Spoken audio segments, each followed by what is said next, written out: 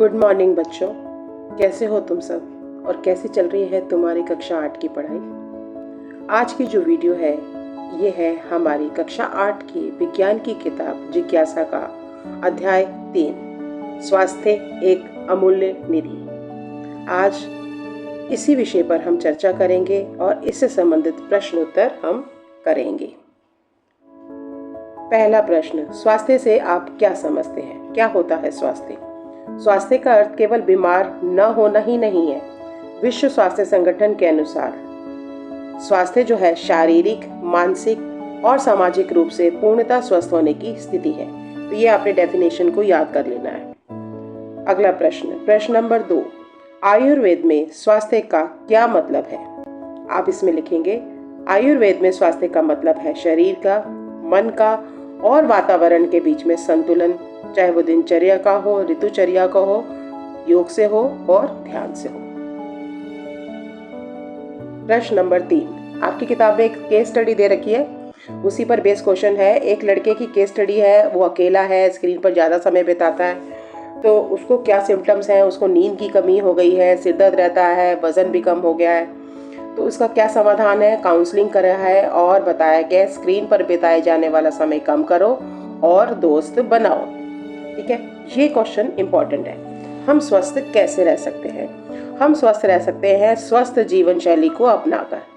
क्या करना होगा इसके लिए? हमें संतुलित आहार लेना होगा, अपने भोजन में फल, सब्जियां और अनाज लेना होगा, जंक फूड और प्रोसेस्ड फूड और चिकनाई युक्त भोजन से हमें बचना होगा। तीसरा, हमें अपनी शारीरिक गतिविधियों को बढ़ाना होगा, योग करना होगा, प्राणायाम करना होगा, नींद लेनी भी बहुत ज़रूरी है, पर्याप्त नींद लेना, और सबसे इम्पॉर्टेंट बात, तंबाकू, शराब और नशीले पदार्थों से बचकर रहना होगा। प्रश्न नंबर 5, प्रदूषण के हानिकारक प्रभाव लिखो। तो ये आ सकता है पेपर में, इम्पॉर्टेंट लग रहा है। प्रदूषण से आपको कौन सी बीमारी हो जाती है? जब हवा में बहुत ज़्यादा प्रदूषण हो जाता है, अस्थमा, खांसी और सांस लेने में कठिनाई होती है। ये देखिए, ये मैंने चित्र भी बनाए हैं। नेक्स्ट आता है वायु गुणवत्ता सूचांक यानी एयर AQI क्या दर्शाता है? वेरी वेरी इंपॉर्टेंट क्वेश्चन है ये। इसमें लिखोगे कि AQI दिखाता है हवा की गुणवत्ता को। ये देखिए, ये इसके पैरामीटर हैं। अगर आप ध्यान से देखें, अगर 0 से 50 रहता है तो एयर क्वालिटी अच्छी है, 51 से 100 में थोड़ी संतोषजनक है, 101 से 150 में मध्यम हो जाती है।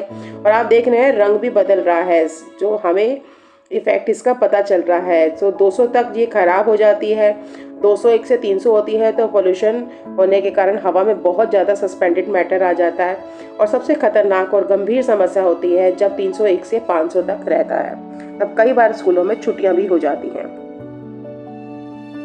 नेक्स्ट आता है, ये बहुत ही इंपॉर्टेंट क्वेश्चन लग रहा है कि जो बीमार होने के क्या लक्षण है? बीमार होने के क्या लक्षण होते हैं बेटा? ये हमने देखना है कि जो मरीज महसूस कर सकता है दर्द, थकान, चक्कर आना, और संकेत होते हैं जिनसे देखा या मापा जा सकता है, जैसे बुखार आ सकता है, चकत्ते हो सकते हैं, शरीर पर लाल रंग के दाने हो सकते हैं, सूजन आ सकती है, ये भी संकेत होते हैं। तो ये दोनों ही बीमारी का पता लगाने में मदद करते हैं। नेक्स्ट आता है रोगाणुओं के प्रकार। अभी हमने देखा कि हम बीमार पड़ जाते हैं, तो बीमारी जिस कारण पड़ते हैं वो होते हैं रोगाणु। तो रोगाणु के प्रकार, ये अच्छा क्वेश्चन है और इम्पॉर्टेंट क्वेश्चन है, ये आ सकता है। ये होते हैं जीवाणु यानी कि बैक्टीरिया, विषाणु यानी कि वायरस, कवक यानी फंजाई, कीट यानी इंसेक्ट्स या फिर प्रोटोजुआ। ठीक है, तो अब जीवाणुओं से होने वाले आपको रोग भी याद रखने हैं। जैसे जीवाणु से होता है हैजा, टाइफाइड, क्षय रोग जिसे हम टीबी कहते हैं। विषाणु से क्या हो सकता है? सर्दी जुकाम, चिकन पॉक्स हो सकता है, खसरा हो सकता है, हेपेटाइटिस A हो सकता है। प्रोटोजुआ से होने वाले रोग है मलेरिया, इसमें ये मादा मच्छर द्वारा फैलता है, पेचिश हो सकती है। कवक है, कवक यानी फफूंदी से होने वाले रोग है, जैसे कि रिंग वॉर्म जिसे हम त्वचा के रोग कह सकते हैं। ये देखिए, मैंने यहाँ जीवाणु दिखाए हैं, ये अमीबा प्रोटोजुआ है, ये वायरस है। अगले प्रश्न पर आते हैं, संक्रामक रोग क्या होता है? संक्रामक रोग ये वो रोग होता है जो एक बीमार व्यक्ति से स्वस्थ व्यक्ति में फैलते हैं। संक्रामक रोग रोगाणुओं के कारण होते हैं, ये आपने याद रखना है। जैसे हवा से फैलने वाला रोग है टीबी, जिसमें अगर कोई व्यक्ति जिसको टीबी हो वो खांस ले तो जो जीवाणु होते हैं ना वो हवा में आ जाते हैं, और वहाँ से अगर कोई व्यक्ति वहाँ से गुजर रहा है वो सांस लेगा तो उसको भी हो सकता है। फ्लू है, खसरा है, चिकन पॉक्स है, तो ये सब चीज़ें किससे होती हैं? ये जो होती है हवा से फैलती हैं। पानी से और भोजन से फैलने वाले जो है वो आएगा हैजा, टाइफाइड, हेपेटाइटिस ए, कृमि, और कीड़ों से होने वाले रोगों में आएगा मलेरिया और डेंगू। ठीक है। प्रश्न नंबर 9 है कि संक्रामित व्यक्ति के खांसने, छींकने या उससे हाथ मिलाने से क्या परिणाम होता है? उससे ये होता है कि वायु के माध्यम से हमें संक्रमण हो सकता है और हम बीमार हो सकते हैं। नेक्स्ट हम बात करते हैं, प्रश्न नंबर 11 है स्वस्थ और सुरक्षित रहने के लिए हमें क्या करना होगा। देखो, एक हमारा प्रश्न था कि हम अगर स्वस्थ रहे तो कैसे रहें, जिसमें हमें संतुलित आहार खाना है, जंक फूड नहीं खाना, एक्सरसाइज करनी है, बट इसके अलावा हमें सुरक्षित रहने के लिए क्या करना है, क्योंकि हमें एक लाइन पता है कि रोकथाम जो है वो उपचार से बेहतर है। अपने आसपास स्वच्छता रखनी है, व्यक्तिगत स्वच्छता रखनी है, कीटाणुओं से बचने के लिए नियमित रूप से हाथ धोने हैं। ठीक है। खांसते और छींकते समय क्या करना है, नाक मुंह को ढकें, और भीड़ में क्या पहनने हैं, मास्क पहनना है। निजी वस्तु जैसे कि रुमाल, तौलिया दूसरे के साथ शेयर नहीं करना, साझा नहीं करना। भोजन और पीने के पानी को हमेशा साफ रखना है, ढक कर रखना है। और बीमार होने पर ये नहीं है कि आप स्कूल आ जाएं और दूसरे भी बच्चे इन्फेक्शन हो जाए उनको, तो आप घर पर रहें, शरीर को भी आराम दें। ठीक है। नेक्स्ट प्रश्न नंबर 12, ये क्या कहता है, परजीवी क्या होते हैं? देखो, नाम से स्पष्ट है, पर मतलब दूसरे पर, जीवी मतलब रहने वाले, जिंदा रहने वाले। तो वो परजीवी वे जीव होते हैं जो अपने भोजन के लिए, अपने निवास के लिए यानी रहने के लिए किसी अन्य जीवित जीव पर निर्भर करते हैं। जैसे हमारे स्कूल में क्या होता है, एल्बेंडाजोल आती है गोली, क्या आती है, पेट के कीड़े मारने के लिए। यहाँ पर मैंने वही उदाहरण लिया है, पेट के कृमि यानी कि कीड़े जो कि शरीर के पाचन तंत्र के अंदर रहते हैं, पेट में रहते हैं ना, और ये कृमि क्या करते हैं, दूषित भोजन से, दूषित पानी से या जंतुओं के संपर्क द्वारा फैलते हैं। तो हमें इस चीज का ध्यान रखना है। प्रश्न नंबर 13, हाँ जी, क्या सभी रोग संक्रामक होते हैं? अभी तक तो हमने यही पढ़ा कि रोग जो होते हैं एक दूसरे से फैलते हैं। नहीं, कुछ ऐसे भी रोग होते हैं जो जीवन शैली के कारण होते हैं, या किसी चीज की कमी के कारण होते हैं, या पर्यावरण के कारण भी हो सकते हैं। ऐसे लोगों को हम असंक्रामक रोग कहते हैं। ये किसी अनुवांशिक कारणों से हो सकते हैं, खराब खान पान से होते हैं, हम व्यायाम ना करें, एक्सरसाइज ना करें, धूम्रपान करें और तनाव में रहें तो भी हमें ऐसे रोग हो जाते हैं। इन्हें हम क्या कहते हैं, असंक्रामक रोग। तो ये डेफिनेशन आप अच्छी तरह से याद कर लें। जैसे कौन कौन से रोग आते हैं, जैसे कि मधुमेह है, कैंसर है, उच्च रक्तचाप है, अस्थमा है, मोटापा है। तो इनका उपचार क्या किया जा सकता है, हमें जीवन शैली में बदलाव करना होगा और इनकी दीर्घकालिक देखभाल करनी होती है, कंट्रोल करना पड़ता है, तभी हम इन रोगों पर उपचार कर सकते हैं। नेक्स्ट है प्रश्न नंबर 14। वो 14 क्या कहता है, अभावजन्य रोग। अभावजन्य रोग क्या होते हैं? ये ऐसे रोग होते हैं जो किसी तत्व की कमी के कारण होते हैं। सबसे पहले मैं बात करूंगी विटामिन सी की कमी से होने वाला रोग, इसे कहते हैं स्कर्वी। ये देखिए, स्कर्वी, दांतों से मसूड़ों से खून आता है। आयोडीन की कमी से कौन सा रोग होता है? ये देखिए, घेंगा।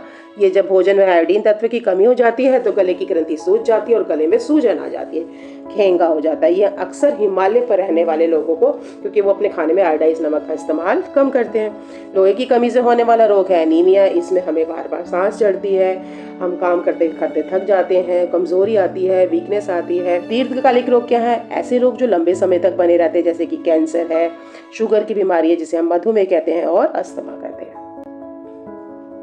नेक्स्ट, अभी हमने उन रोगों के बारे में चर्चा करी थी। अब हम जानेंगे कि हमारे देश में मधुमेह फैलने का कारण क्या होता है। अस्वस्थकर खानपान, हम अपना खानपान ऐसा रखते हैं जो हमें बीमार बना रहा है। शारीरिक सक्रियता की कमी है, हम कुछ काम ही नहीं करते, जितना हम खाना खाते हैं उसको हम पचा नहीं पाते, हम कोई ऐसी फिजिकल एक्टिविटी नहीं करते, या हमारा वजन बहुत ज़्यादा है, या हार्मोनों का असंतुलन होना, कि हमारे शरीर में जो हार्मोन होते हैं, इंसुलिन हार्मोन होता है, अगर वो भी इम्बैलेंस हो जाए, असंतुलित हो जाए, तब भी हम बीमार पड़ सकते हैं।